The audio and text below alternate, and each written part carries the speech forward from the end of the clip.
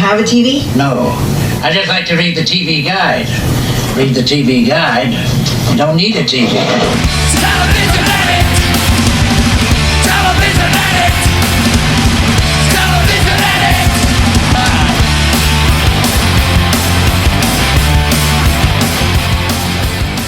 Hello and welcome to TV Guidance Counselor. I am Ken Reed, your TV Guidance Counselor, and I am very excited about this episode. If you are checking out the show for the first time because of my guests, welcome to you. The premise of this show generally is that somebody picks a random TV guide from my collection of TV guides, which if you're from the UK is a bit like Radio Times or TV Times, and we usually talk about a specific week of television from the past.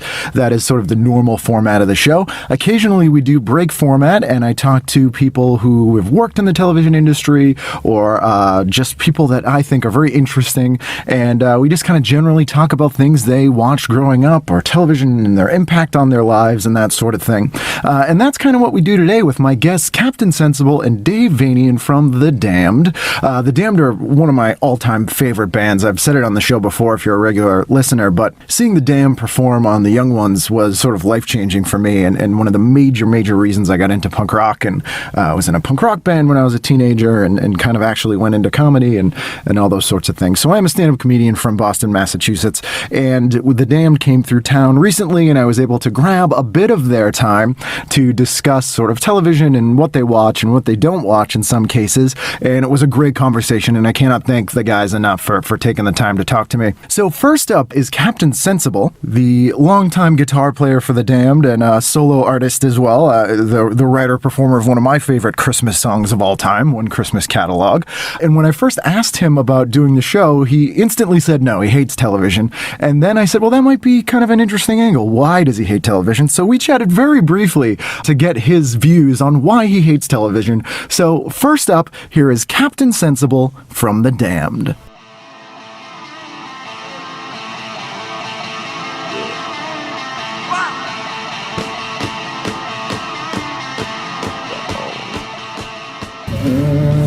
Hello, it's Captain Birdseye. Captain Sensible. You don't have Captain Birdseye over it. We did, though, for a brief time, yeah. My wife's also British, so she's schooled me on the ways of England. Right, let's go. Yeah, so thank you so much for taking the time. When I first talked to you about talking about television, you said you hated television and film.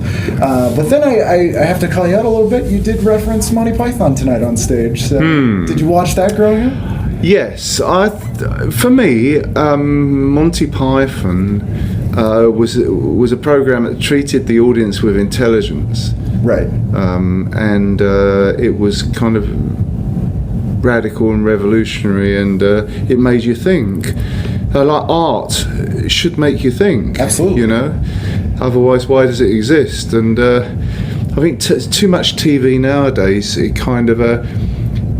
It's kind of brainwashing the comfort of your own living room. Oh, absolutely. Not only that, I just don't get it either. You know, it's kind of life is not too for you.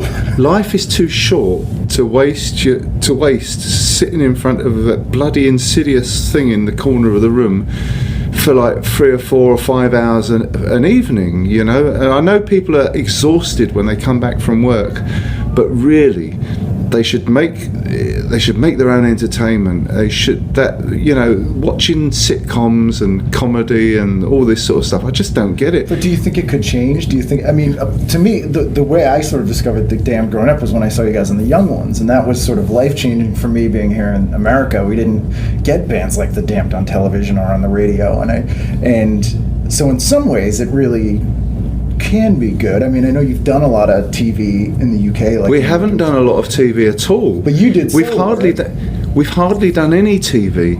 There's no support at all for The Damned, and it's not bitter, sour grapes or anything like that. I know it may sound like it, but it's mutual. I don't like TV, and TV doesn't like us. Right, but you've done Ferguson here a bunch. Did you know him when a couple times? We did a show with Craig Ferguson because he was a Damned fan. Right. But can you imagine backstage or in his production room saying, "Yeah, I'd like The Damned to do it." You know, who the fuck are those guys? Right. They mean fuck all over here. You know, why don't we get some big act? You know, that everybody knows. No, Craig Ferguson must have really put his foot down and said, Right. I really He's want in the charge. I mean, and I think it exposed you guys to a lot of people who watched that show that probably loved seeing it. You know, much in the way that when I saw The Young Ones in 85, 86, I said, what is that? I have to seek this out and find this.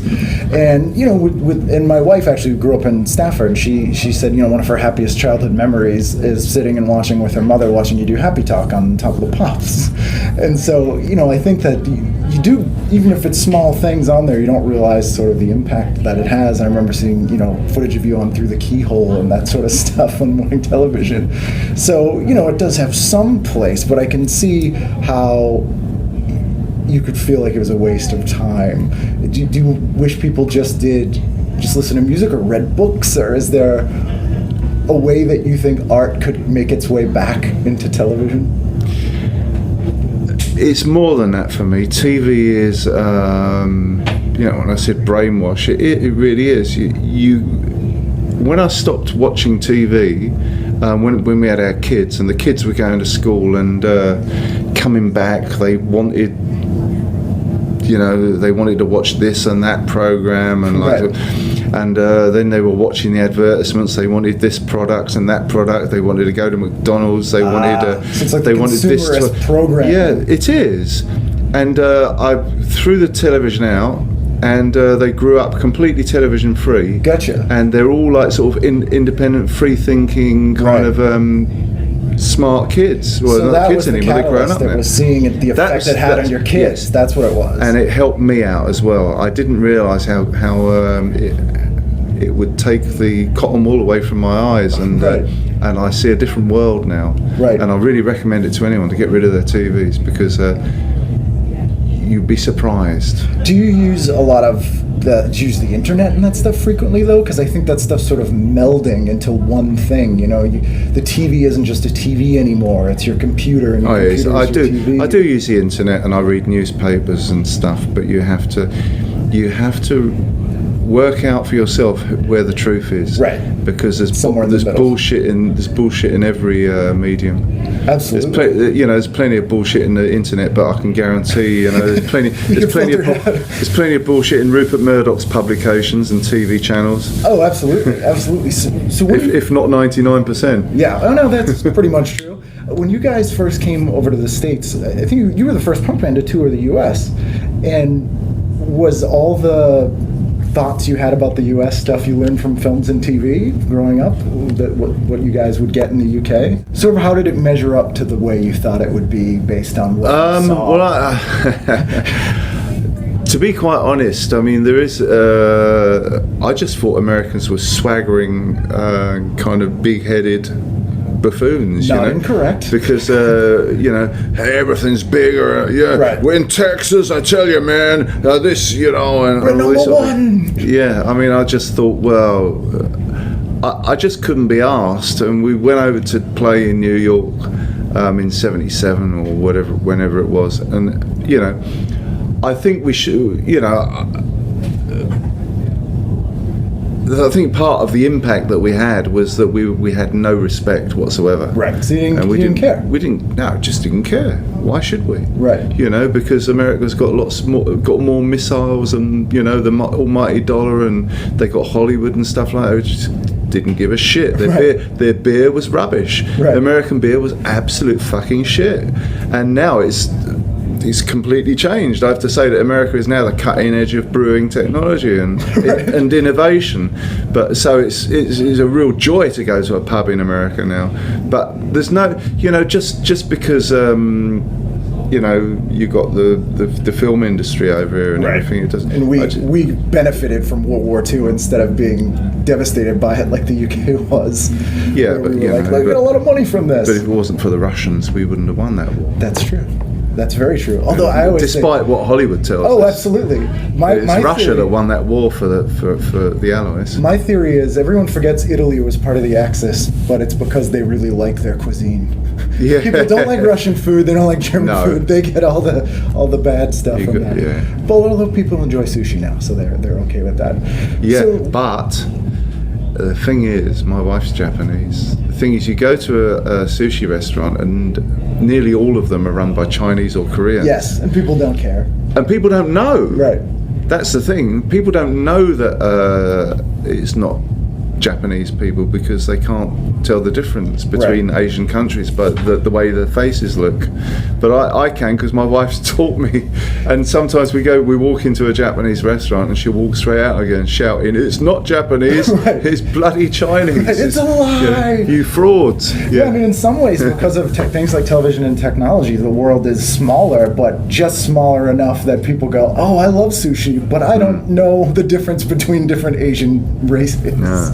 Which is That's funny. You wouldn't go to an Indian restaurant run by Italians. Yeah, or Irish. Egyptians. Yeah. I think I have been to an Indian restaurant run by the Irish before. It wasn't very good. Yeah. So when's the last? What's the last show you remember watching? TV. Yeah. Oh no, I still watch. You'll still sneak it every now and then. Yeah, if I go to a hotel or something, sometimes I do. I loved Benny Hill.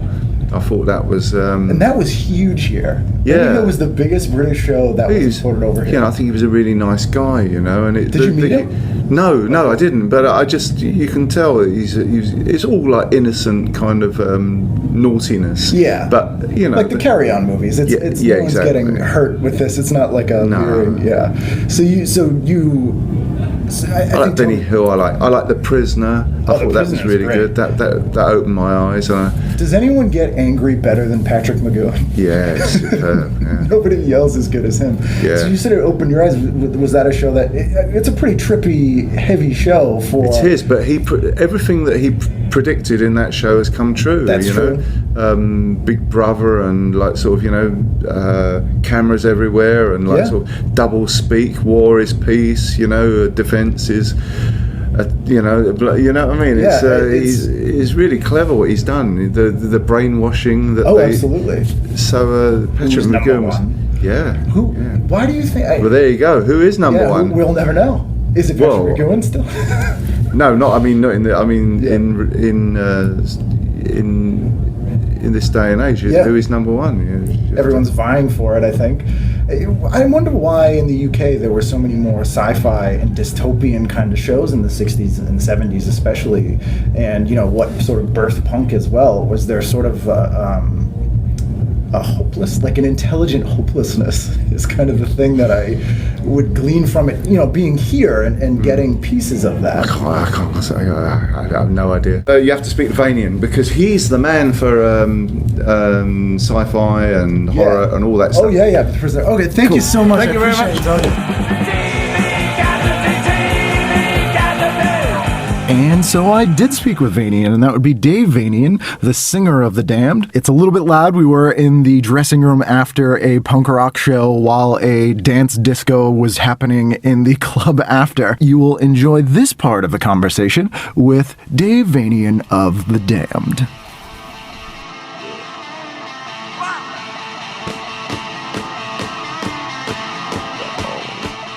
The Young Ones comes up all the time. Paradise. Yes, yeah. Winslow Heath. Yes, one of my favorite movies. Yeah, I've got it on my iPad. Oh, it's great. The new Blu-ray. And when he put that wig on, he looked like Beef tonight. He did.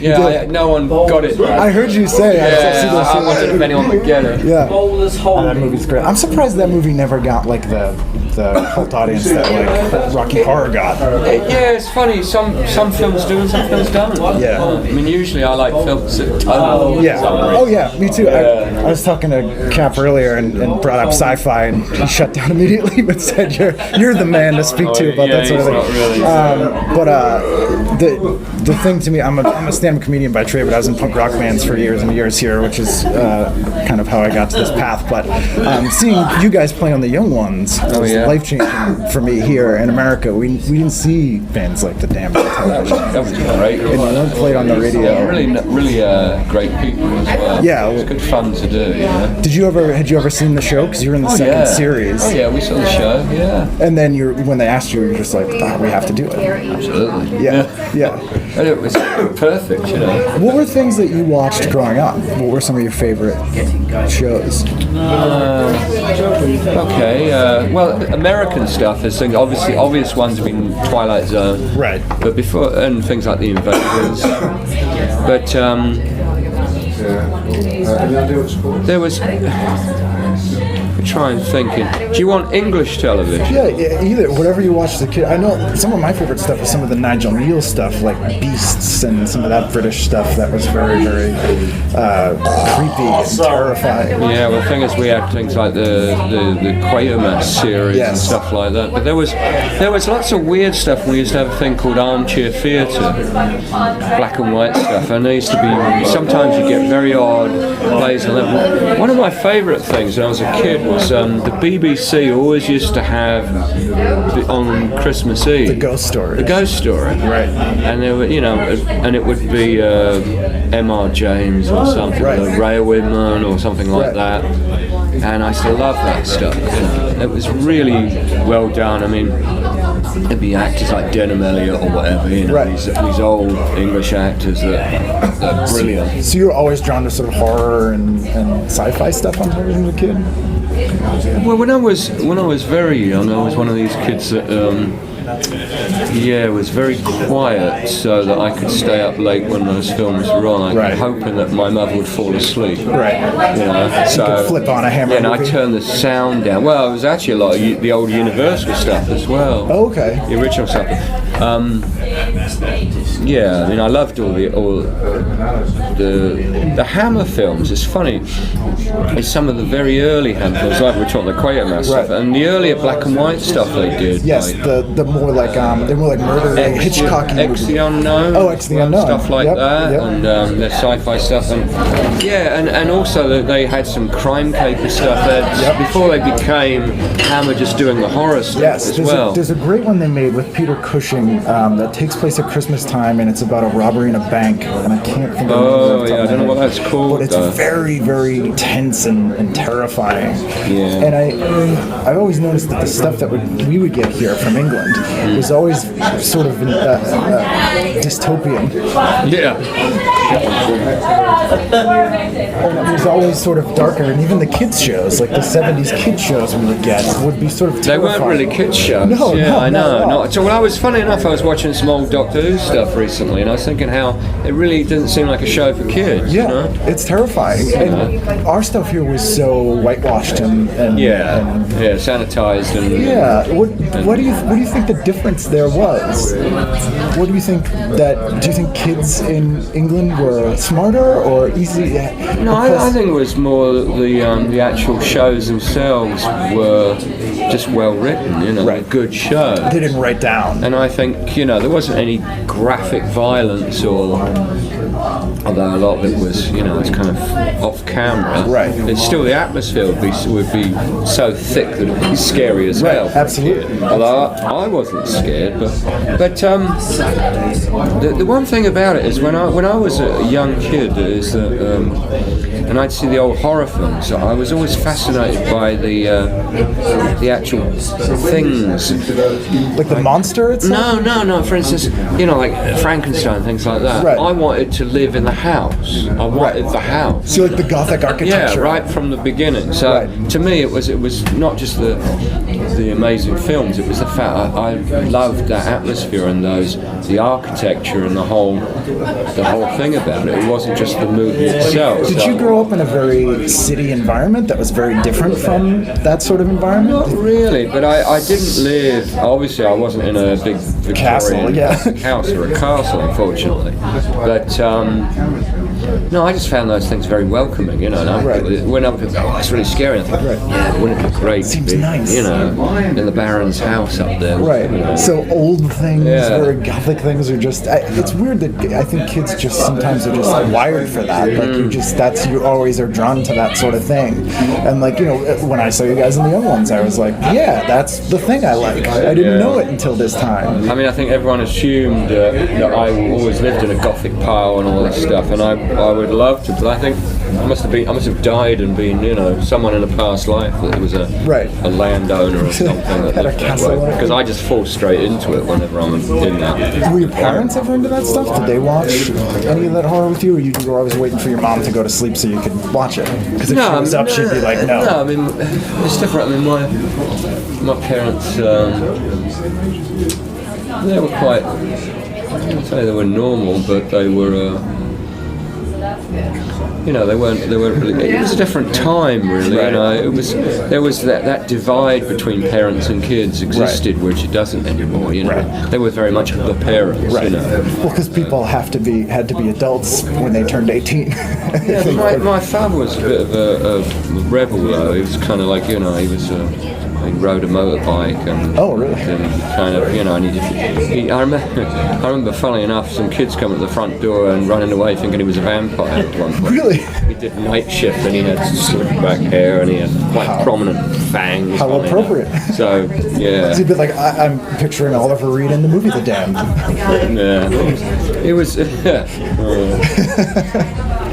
But also I loved all those, the other thing that happened is with my father, when I was way underage, he said, you fancy seeing an X film, basically. Really? Horror film. So we would go out, and I didn't get to spend a lot of time with my father because he worked so much. Yeah. But he took me to a late night show and we saw I can't remember exactly what we saw that particular night. It was probably an old early 60s or late 50s horror film and a sort of psycho bike movie. Right. Would it mostly be American stuff you would get at that time, or was it British?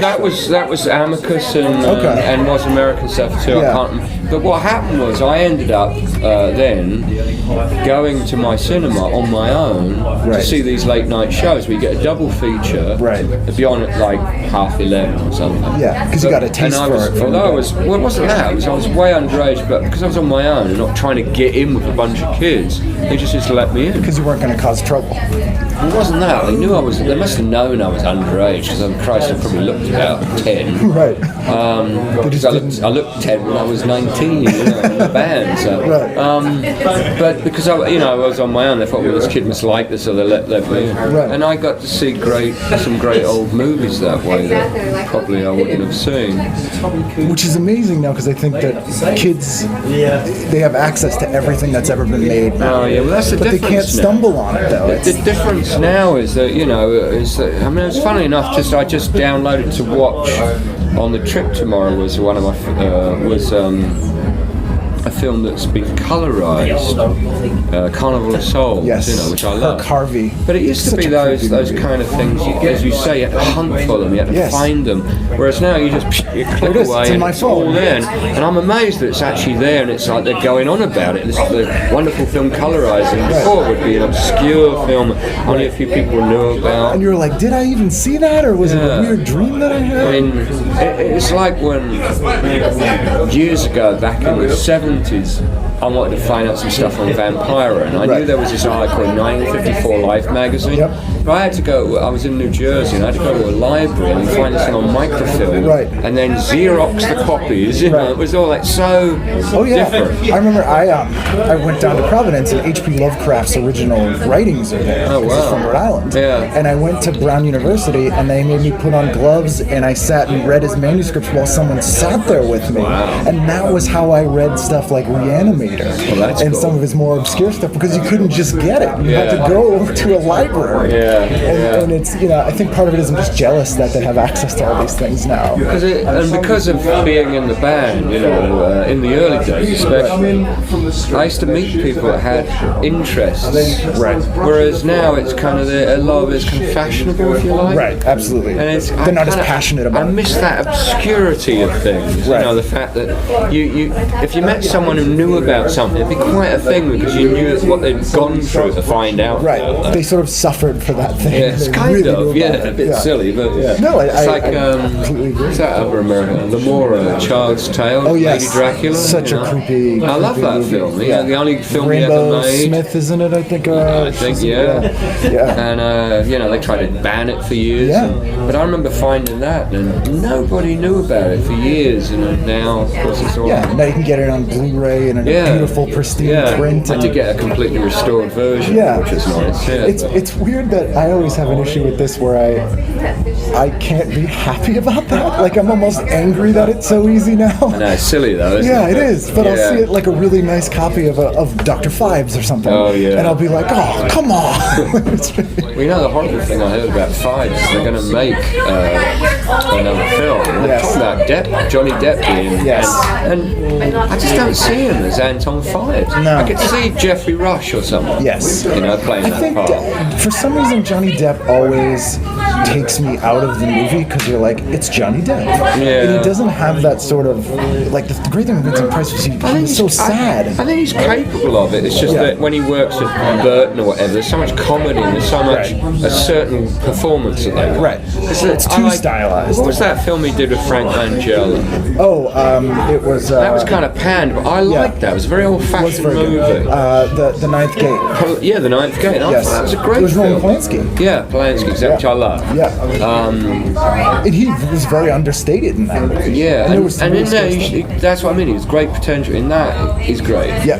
But I think it's not so much him. I think it's what people get out of it. Yeah, it's what people want to see as well. And it's like, let's have that Johnny Depp, rather than because you get that of all actors. Like for so many years, Jack Nicholson's just been this Jack Nicholson. Right, he's a parody of himself. And then I can't remember what film it was, but there was one film he did with, I can't even remember what it is now, I've totally forgotten, but I remember thinking this is a great performance for a change, because someone said don't be Jack Nicholson, do this. Well, there's that amazing story about Michael, what's his name, that did Witchfinder General. Oh yeah.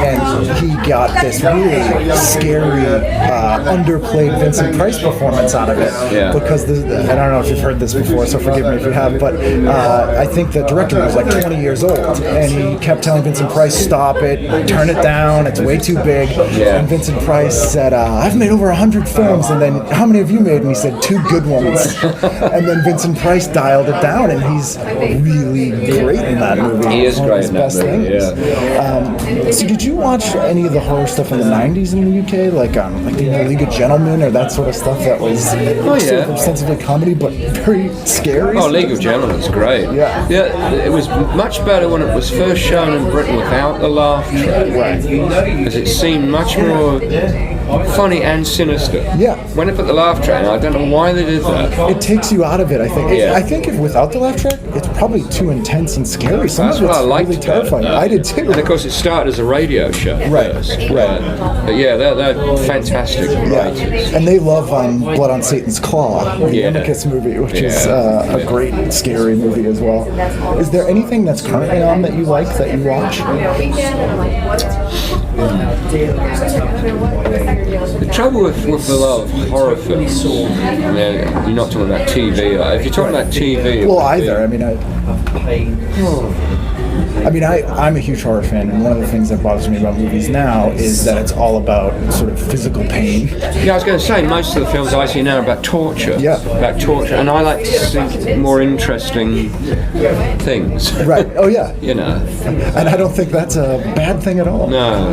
And, it's like and also there's classic films that were made that were very bloodthirsty, but were wonderful, like, obviously things like John Carpenter and stuff. Right. I was always a big John Carpenter fan, because I loved all his films. And I loved the soundtracks he did. Oh, yes. Yeah. And the funny thing is, he said he always wanted to originally make westerns. Right. And if you look at his films, they kind of are westerns. Assault on Precinct 13 is that's absolutely total good. western, And even Prince of Darkness. And The Thing as well. Absolutely. Yeah. Although it's, but yeah. We, when I was out in LA doing some shows earlier in the year, we went to the church from Prince of Darkness. Oh, yeah? It's right in downtown LA, and it looks exactly the same.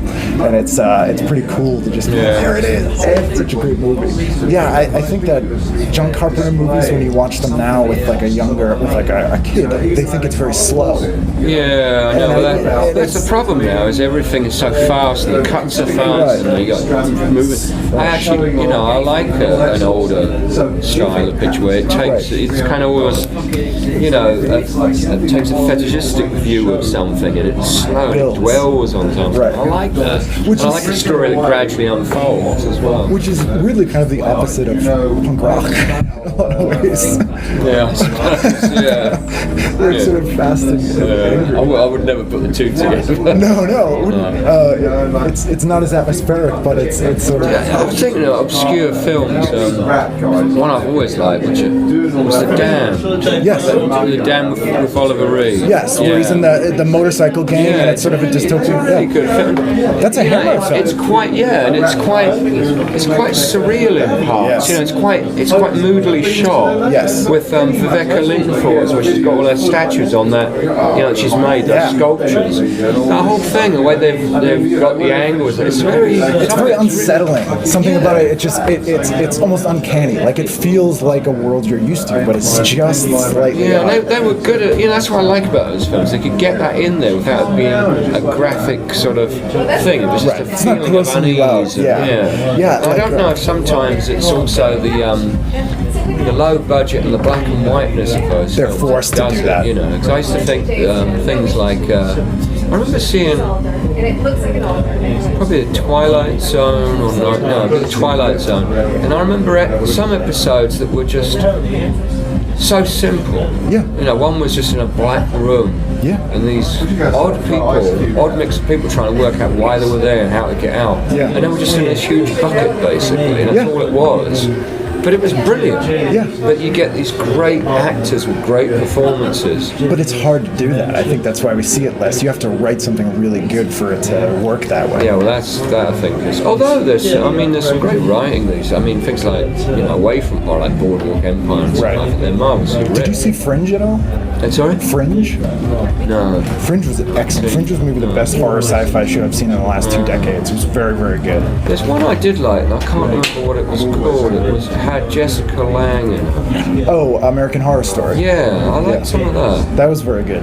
Yeah. But to be honest, there seems to be a glut of these TV, monster shows of vampires, Right. and they basically they're more a series of teenagers of problems. Yeah. It's It's a like soap Beverly opera. Hills 910 with some vampires. supernatural stuff in Yeah, it. Yeah, exactly. And Yeah. it gets a bit boring, to be honest. Oh yeah, I mean some of my favorite sort of creepy, eerie movies came from like No Blade of Grass. Did you ever see that movie? Very obscure British was it? movie. It's called No Blade of Grass, rings and a it was bell. based on a book. But basically, what happens is the grass all dies, and then everything dies because the animals can't eat it, and they die. And it's sort of this end of the world movie, but it's very quiet and very unsettling. Sounds interesting. And there's a movie called The Final Program, Yeah, which is I've a seen British that. movie as well. Which is Way very, back. very weird. Yeah.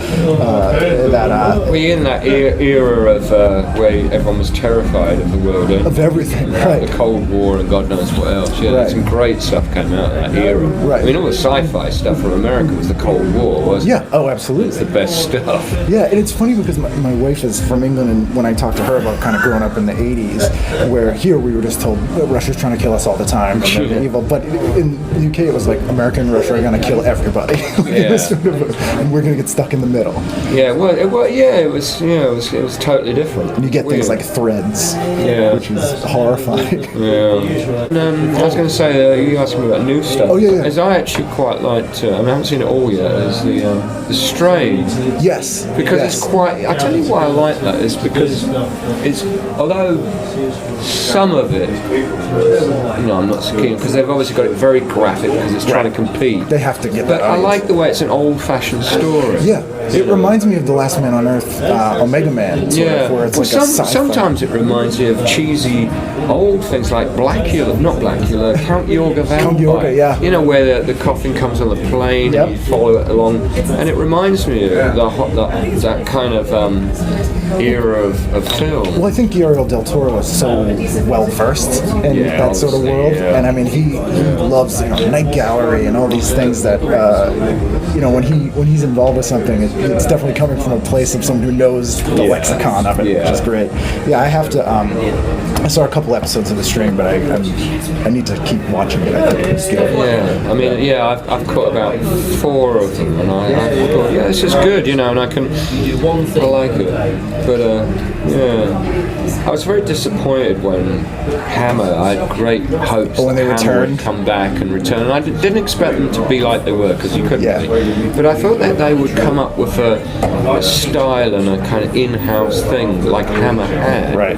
So you'd say, well, this is good, Yeah.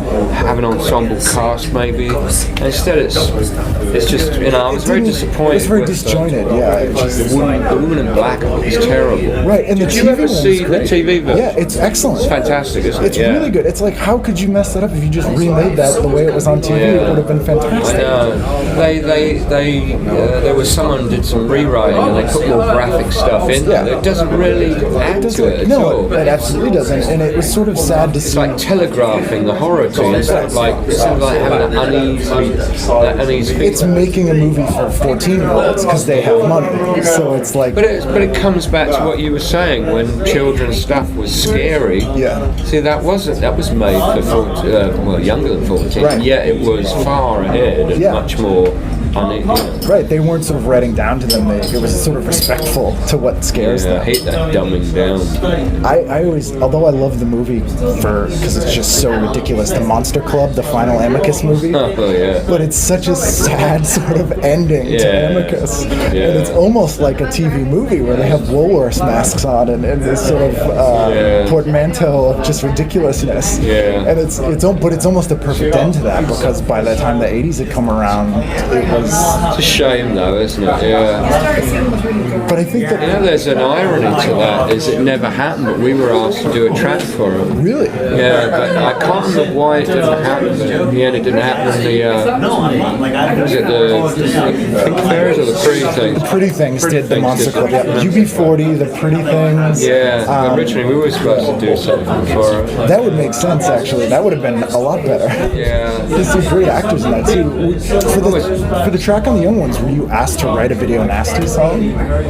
No, they said, will you come on the show? We're doing this pro, and they told us it was about a vampire.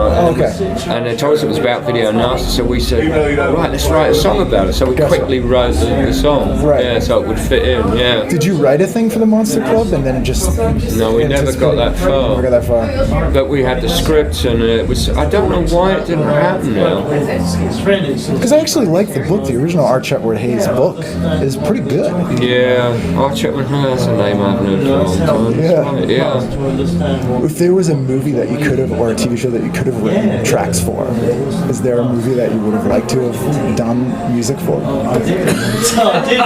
Yeah. Did you ever watch it and just go, oh, this is being ruined by the music? I could have done this so much better. Oh, I didn't know about that. And it's funny, although I don't like, I'm not that keen on really gory films. I do like some of those weird films from the 70s, you know, like I love Suspiria. Oh, well, yeah, I mean, that's brilliant. That's very stylish. And you can watch that without the sound on it, it's even amazing. But I was thinking of, what the hell am I thinking of? How is it called? It's in a hotel and there's that thing that infects everybody. Oh, Shivers. Yeah, Shivers and they came from within in those, the UK. all those. The Cronenberg I stuff. like those, you know, even though they're terrible. Yeah. But they're very smart. I mean, the idea of them makes sense, and the pseudoscience of it is plausible. It's quite nice to see Barbara Steele doing something. Oh, yeah. Still. Yeah. I loved all those, but the Mario Bar with the...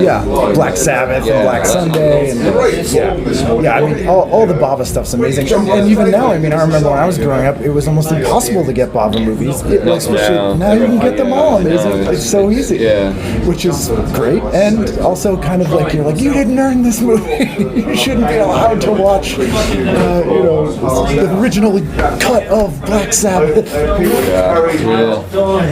Bava's great, and it's a world of it's a conundrum. This world that we have. I think Eva Green's kind of fitting in that spot of like the Barbara Steele sort of haunted beauty. She's attractive, but kind of oddly attractive. Right. Which is very. It's got a strange voice as well. Oh yeah, I thought for a while maybe like Isabella Gianni would be like that when she was in like Possession. And that was bad for a long time. Yeah, it was. That was a Video Nasty. Yeah. And that's I remember I went to see that with Scala, I think. Oh yeah. Came out. I used to go and see all that stuff. Yeah. I mean, before, you could tape everything. Yeah. I used to be at the cinema all the time, and because I lived in London, I was always going to the cinema clubs. I was members there, and I'd go to these all-night shows. Prince Charles and Scala. Prince Charles used to get full of thought about it, like, tramps what do you and want? stuff there. It's warm in there. So I remember one time I was in an all-night horror show, and they came down the aisle spraying people. with just like disinfectant. Yeah. It's like delousing the audience. Yeah, it was pretty bad. That's kind of nice though that they're doing that. But the Scala was great. Oh yeah, I love the Scala. I met Forrest J. Ackerman came, Oh. and he gave a with Ray Harryhausen. Ray Harryhausen, yep. But he went straight into the spiel, you know. This is the ring, the bell that goes, he wore, Oh yeah, and you know. he's on like autopilot. It's just like he's like an automaton just doing like But this thing. it was nice to me because I mean his magazines, you know, they sparked off so many people in Oh yeah, business. that Monster Kid generation. I don't think there's an equivalent after that. I don't think there's like one touchstone that it was sort of a perfect storm of all of the Universal movies coming to television. So kids see them, the famous monsters stuff. Yeah, I used to. There was a little newsagent in this place called Boxmoor I used to go to, and I used to sometimes have it, and I'd be so happy if I got Oh yeah, one. because it'd be imported. You would just be like, is it here? Yeah, because American magazines were harder to get back then. Yeah, but you had a lot of in the '80s. You started getting a lot more sort of horror magazines like Shivers and The Dark Side and that sort of stuff. But in the '70s, I imagine it was probably pretty difficult. In the '60s, It was difficult, you know. As I say, I had to go to a special place to get Right. that. And what was the other one that came out? Monster World, wasn't Yes, it? Monster World, yep. Just to get that as well. And of course, they did their special issues. They did an all-monster episode. Right. And things like that. right? But yeah. It's a good thing you did find them at all, because I always wonder, like, what if I hadn't seen that one thing or found that one magazine that set me on this path to sort of find the things I liked. Also, there was something that was very important, I suppose, and got me interested in stuff. Was when I was a very young kid, there was things came through the door, and there was a little flyer came through the door saying this chap was going to set up a movie club for kids. Okay. Up at the church hall, Bonbury. And it was in winter, it was pitch black, so it was nice. And I was a member of this club, this junior film club. And what it was is this guy set up this camera and everything, and he would show old Republic serials and bits of dodgy Radar Man, jungle movies Yeah, and yeah. stuff, you know, Flash Gordon, Buck Rogers, all that kind of stuff. So I got to see all that great stuff. And it was I sort wouldn't have seen on. You didn't see it on TV, and you didn't see it at the movies. So I got to see it because it was pretty old by then. and it was sort of inadvertently curated by this guy, because that's like what he got. Yeah, so I got to see all this great stuff, you know. That's great. I mean, that changes who you are, I think, to a degree. It's sort of almost by chance that you sort of discover this. I must admit, because I very rarely go to the cinema now, but I miss that magic of the old theatres. You know, Oh, yeah. And the lights go down. It has a history there. Beautiful place, and then the light. You know, there's a few places that I know that have been restored. There was a good one in Brixton that I used to go to, the Ritzy. I think it was. Oh, the Ritzy. yeah. I saw they had Videodrome was playing. Yeah, on there used to be one up Muzzle Hill Odeon. yeah. That was an old deco one that was still the one screen, which is Right. nice. And it had this ceiling where it went across like a piece of film. Oh wow. Yeah, really cool. And then it had the two exit signs, the hexagonal Odeon clocks. That's pretty cool. And there was this one in North London that was like Egyptian themed. Oh, there's a few like that. It was still around when I was living there about 15 years ago. There was one down in Islington like that. Near, not Islington. I can't remember the street it was on.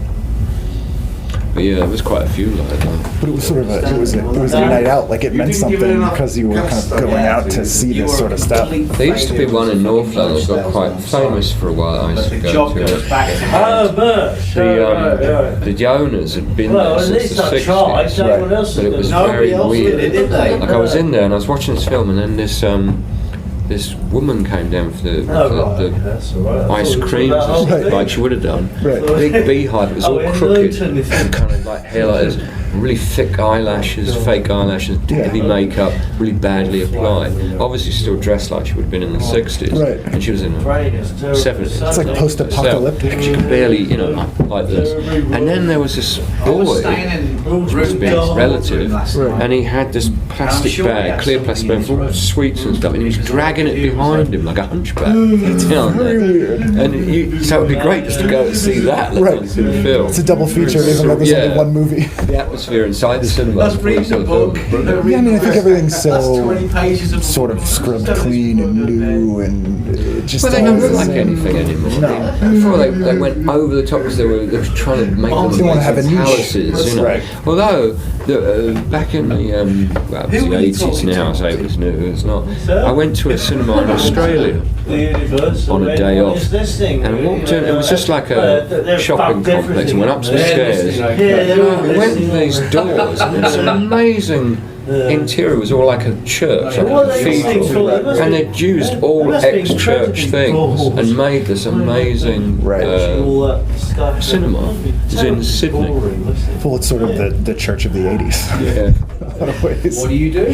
Yeah, I'm hoping when I get back to New York on this trip, I want to go and see a few places. I've never been inside Carnegie Hall. Yeah, Yeah. stuff like that. There's a lot of really cool. Actually, I don't know if you guys are going to Los Angeles on this tour at all, but on Broadway in LA, it has still the most still standing Art Deco theaters in the world. Oh yeah, I know. And it's just Lovely amazing. ones, Yeah, just amazing. Yeah. It's funny how what used to be Groms, and you've got the Egyptian theatre down there was the one where they used to have all the red carpets, Right, and on Hollywood the little Boulevard. tiny ones. Yeah. It's It's weird, set back isn't and it? very People slow. don't realise that, I don't Yeah. think. Oh yeah. And there's some amazing. These theaters are just being used as like a jumble cell. Yeah.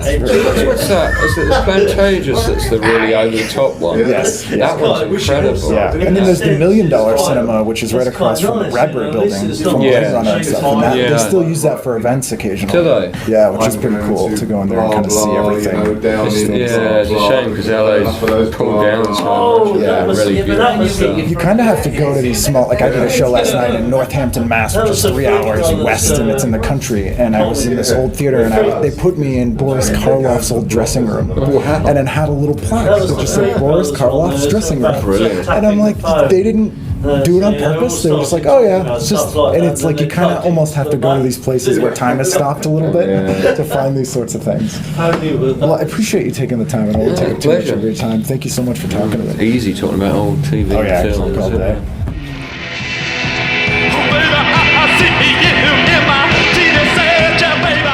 And there you go. That was Dave Vanian of The Damned.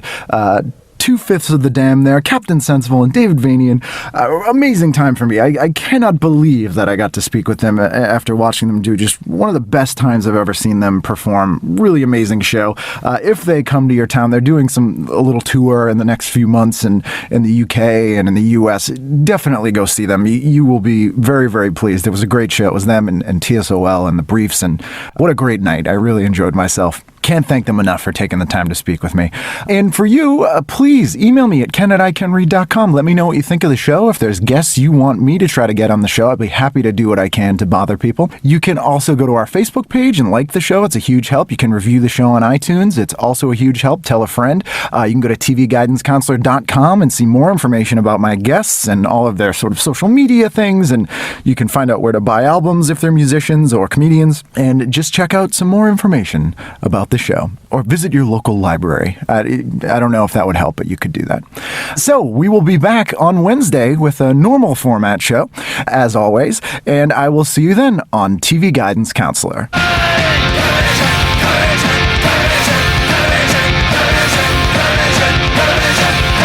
Right, thank you very much. Terminating the interview. Yeah.